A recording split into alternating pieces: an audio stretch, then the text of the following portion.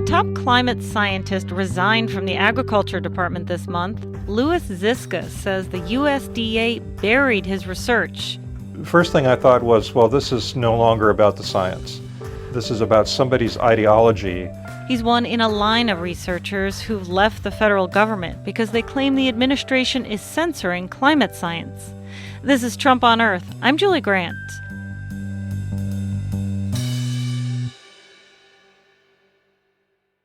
Ziska's climate research at the USDA dates back more than 20 years.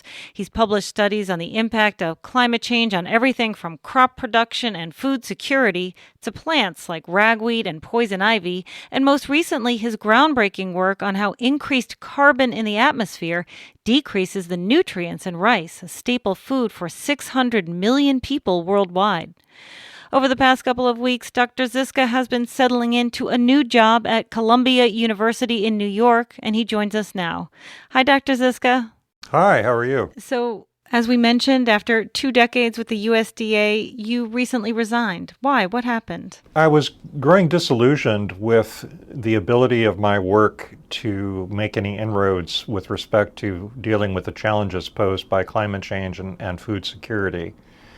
But the proverbial straw was when I had been working with a group of international scientists from China, Japan, Australia, University of Washington, and we were looking at how rising levels of CO2, that is, those that are projected by the end of this century, are going to impact rice. And as you mentioned earlier, rice is an important global crop.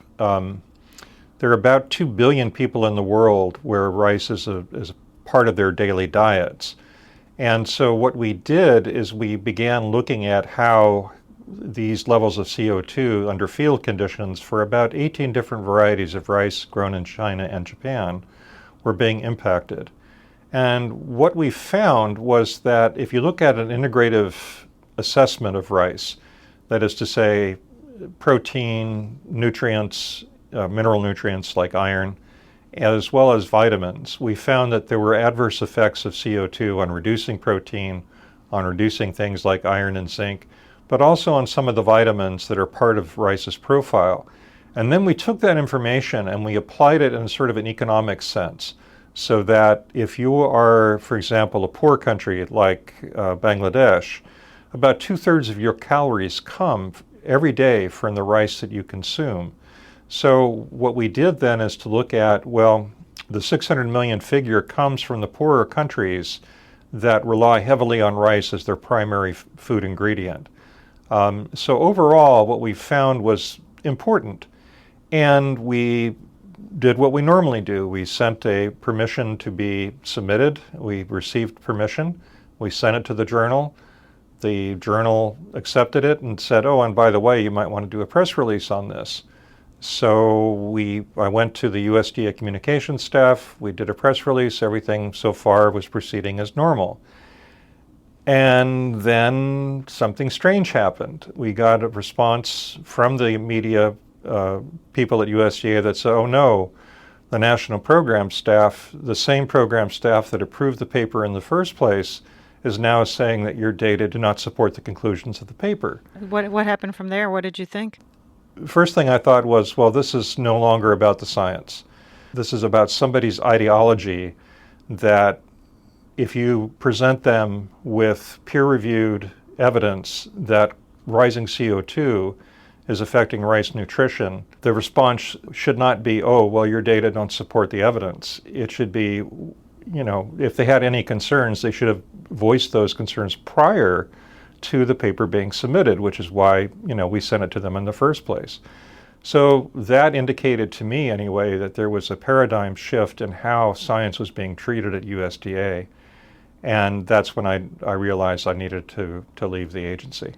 We did contact the USDA. The agency has repeatedly denied having any policy to discourage dissemination of science or the use of any climate change-related terms. And in response to your resignation, the department said in a statement that objections to promoting the rice study were based on scientific disagreement involving career officials, not on politics. If that is true, then why didn't they bring those issues up prior to the paper being submitted when it was in fact when it was shown to them? And if they had any objections, why not voice those objections before the paper was submitted? To submit those objections and to say that the conclusions are not supported by the data after it's been peer reviewed, after it's about ready to be published, no, that doesn't make any sense. It's been a few years. The Trump administration has been in office. How have you seen the USDA, and the treatment of climate science is different from previous administrations? I think regardless of previous administrations, and by the way, I've worked in a number of them, both Democratic and Republican, the current administration really believes that climate change is not real. And because they believe that, they believe it's a hoax or they believe it's a liberal conspiracy, I don't know. But because of their beliefs, they're basically then shutting the science out of the normal system. And I worked for the Agricultural Research Service, which was the in-house arm of research. But there are other folks, such as the Economic Research Service, the National Institute of Food and Ag, that also have experts, very good people that know a lot about climate change and are willing to address these issues. But the impetus from management, from the administration to begin to do this is simply not there. And as an example, NIFA, the National Institute of Food and Ag, provides grants for all of the land-grant universities in the United States, hundreds of millions of dollars that are a fundamental aspect of how agricultural research gets done. But in the 2019 overall listing of all the projects that we're willing to support, there's no mention of climate change. There's no mention of carbon dioxide. And yet, those are not things that are immaterial. When you look at the evidence, what we currently see happening is changes in extreme events. So for the spring, for example, lots of precipitation that had not been seen in recent years. We see convulsions in winter and summer temperatures where if you're an orchard grower, if you have a perennial tree crop, some years you may see an unusual winter warming followed by an intense spring freeze. We see new diseases, new pests that are moving about because of the change in climate. This isn't, theoretical. This is not an academic exercise. There are substantive issues that are affecting farmers now. And to not use what is essentially a major resource of scientists, whether they're from ERS or NIFA or Agricultural Research Service, that really does a disservice to farmers because you have this ability, you have this expertise. And if you're not going to use it because of some political whim that you think that isn't a real scientific issue, even though the evidence says otherwise, that's just wrong. It's antithetical to everything as a scientist you're trained to do. You see a problem, you see a challenge, you have the tools to begin to address that challenge, and you can't do it because some politician says that the evidence isn't really the evidence, but it's some sort of political slant. It doesn't make any sense to me. And so I didn't want to just quit per se, because there's some great people that are still at the agency. But I felt I would be better suited to try and find a platform that would allow me to continue to do this work, and particularly a platform in an environment that doesn't think that climate change is a Chinese hoax. So I'm very, very, very, lots of more varies, fortunate to be able to find a spot here at Columbia University where they support this kind of science. And even more than that, they have experts in different areas. One of the really fun things about science isn't that you become a reductionist in your own little, world. To me, one of the fun things is talking to other folks that do different disciplines, that have different ideas, that have different thoughts about a problem.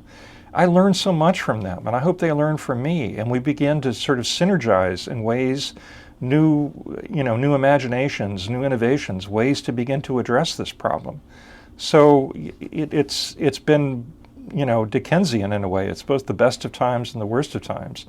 But I'm hoping that being here at Columbia, I can begin to, at the Environmental Health Sciences program, I can begin to address some of these issues. You mentioned earlier and that I'd been working with other aspects besides the crop food security aspects, and you mentioned nutrition obviously is an important one for public health. But other issues like what does it mean for the amount of pollen that you're going to be exposed to? What does climate change and CO2 mean for the ability of something like poison ivy to cause contact dermatitis? What does it mean for pesticide use? If pests are favored by warming weather, will we spray more pesticides? And if so, what are the health ramifications of that?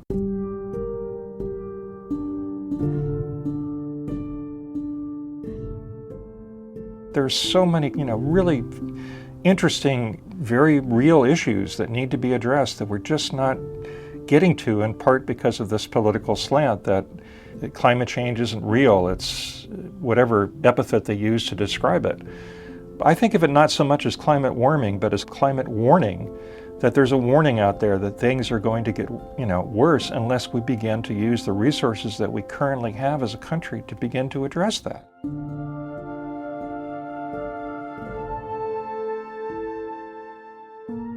Yeah, I wanted to ask, what are the kind of bigger implications for how you see the USDA currently treating climate research? Well, the implications are related to what the fallout from not treating it would be. So, for example, if you have a new disease that is favored by warmer conditions, if you have food safety that is favored by warming conditions. So, to build on that last one a little bit, I know this is controversial, but it turns out that warmer temperatures actually promote the growth of bacteria. I know, it's crazy stuff. But, things like E. coli and Vibrio and all those things are affected by warmer temperatures. So if you're doing food safety and you want to know what warming temperatures will mean in terms of the ability to have your food to be safe, then you want to invest in that. You want to find out where are the vulnerabilities, where are the things that are going to be impacted. But just the recent change in weather, and with respect to rainfall, the obvious need to begin to invest in infrastructure. Where should you invest it? What method should that investment take? Should it be in greater tile drains? Should it be in improved canal structure, et cetera, et cetera? These are fundamental issues that are being ignored, and there's a consequence of ignorance. And the consequence is usually that things cost more. If you don't, the old adage of an ounce of prevention is worth a pound of cure doesn't work if you fail to admit that you're suffering from some malady that's going to impact your long-term health. Recent stories, there was one in the Wall Street Journal about the impact of wet weather, as you just mentioned. This is in the Midwest. They mentioned we've seen the wettest 12-month period on record in the continental U.S. It's meant 10 million acres of cropland left unplanted nationwide this year. And this article explained how it's impacting not only farmers, but the agricultural suppliers, traders, food makers. So it's a sort of the spin-off impact. Is this economic connection something that you think this administration, do you think that they may start dealing with it because of these economic factors? I certainly hope that they do. But it's, the thing is, it's a two-edged sword. If the politics say, well, I can't admit to climate change because it's going to be a bad thing, you can kind of understand that there are interests, economic interests that say, well, we can't say anything about climate change and we can't admit that it's real. But at the same time, the sign is both, when a crisis occurs, there's one in Chinese language, one of the signs is danger, the other one is opportunity. And there are opportunities here. If you have a warmer season, does that mean that I have the ability to grow an additional crop? If I am a rice farmer, for example, and I flood my field as a means of weed control, well, that's great. That's how growing rice has been done for millennia. But that also produces methane. And as water becomes scarcer, the cost of the water of delivering it becomes more. Hey, here's an idea. Why don't we come up with a means of a research methodology that can reduce water use, save the farmer a few bucks, but also cut back on methane? There's those kinds of positive responses that could occur if we begin to acknowledge that climate change is real, that there are going to be issues, but there are also going to be solutions. And some of those solutions may involve better economic return. And so it's not, it's not a one-size-fits-all, everything is doomed kind of scenario. There are opportunities and means to begin to adapt, to mitigate, that we're not taking advantage of because, in fact, we're ignoring the issue of climate change because of the politics that are involved. This is a question we ask sometimes. Is there something about this that keeps you up at night?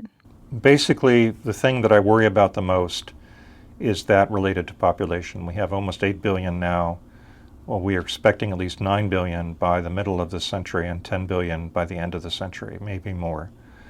And to feed those people when the amount of arable land is declining, when resources are limited, is the number of children that will be impacted by this, the number of children that will die from malnutrition, is something that keeps me awake at night. One of my goals as a scientist is not so much a science goal as a moral or ethical goal, and that's to make sure that there are fewer children that die from malnutrition. So how we begin to address the uncertainty of climate in the context of being able to feed all those additional people is something that keeps me up at night.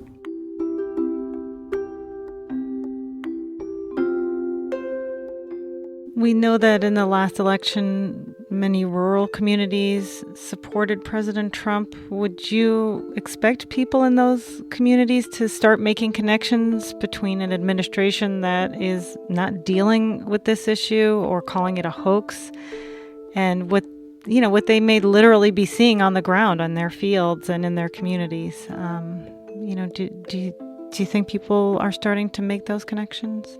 My own sense from friends that are farmers in Illinois is that they're starting to. But I don't think that means that they are all going to recognize the inconsistency with respect to how we can begin to address the issue of climate change scientifically.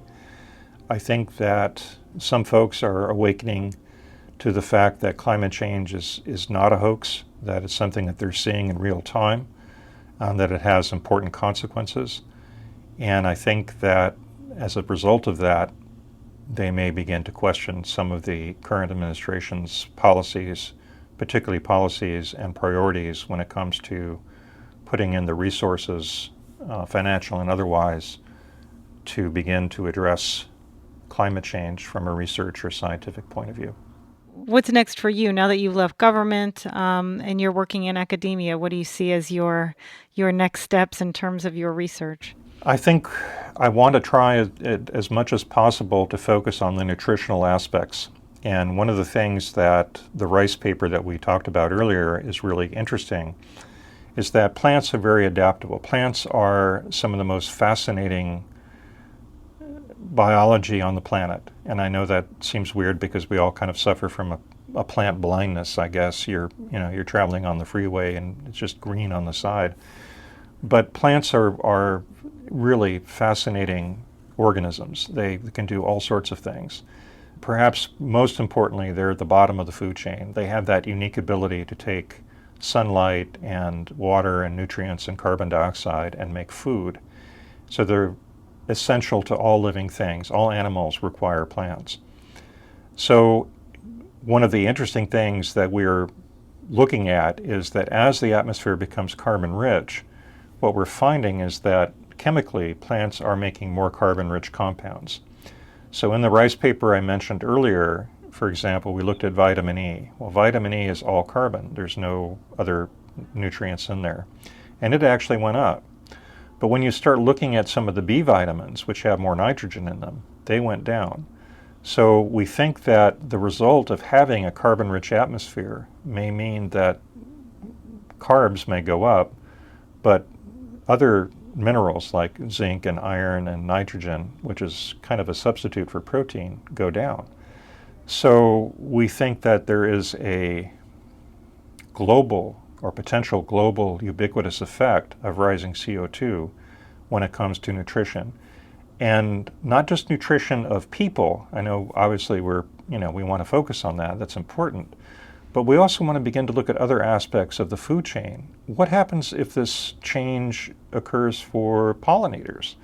So if the pollen that bees are consuming, for example, has more carbs but fewer protein, what does that do for bee diets? What does it do for bee health?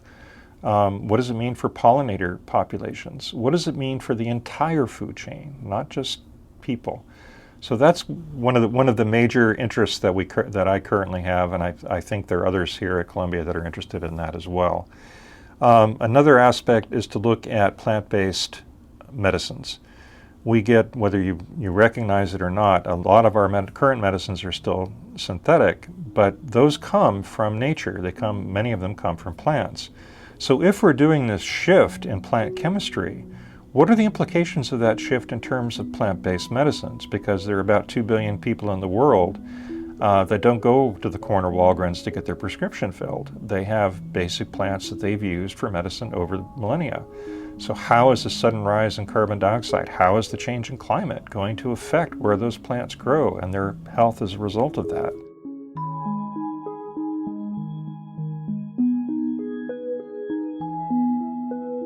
There's no shortage of interesting and very meaningful, impactful science to be done.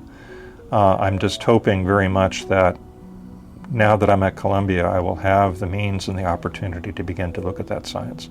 Yeah. So we'll be hopefully keeping track of the work that you do as you move forward. Dr. Ziska, thank you so much for your time. Thank you. Louis Ziska recently resigned his position as climate scientist with the U.S. Department of Agriculture. He recently started a research position at Columbia University. Thanks for listening to Trump on Earth. If you like our show, please consider supporting us through Patreon. Just go to patreon.com/TrumpOnEarth. You can find us online at trumponearth.org and anywhere you get your podcast. Write us a review and tell your friends. The podcast is supported by the Robert F. Schuman Foundation. Our producer and digital editor is Andy Cubis. Kathy Nauer is the executive producer. I'm Kayana Sowell, an intern here.